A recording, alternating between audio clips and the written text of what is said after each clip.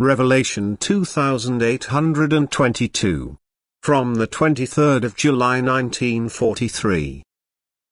Mercy and Justice of God. Satan's work. In faith in the infinite, merciful love of God, man also sees world events as an act of mercy on the souls that do not find their way to God. Then it is also understandable to him why God allows unspeakable suffering to afflict people through human will. The unkindness among them has already taken on forms which soon cannot be surpassed, and yet God also uses the worst cruelties in order to influence the souls in error, because they show him mercy in their lack of light, their ignorance and lack of strength.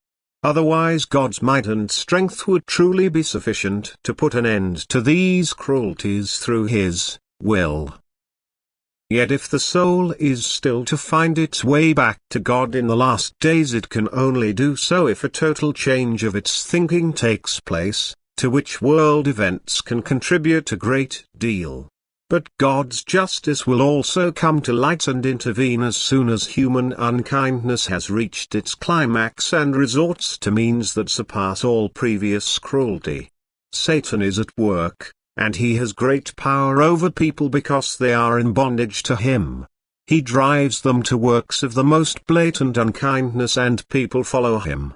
They carry out everything this demon instructs them to do. God allows it until the day has come which will reveal His righteousness.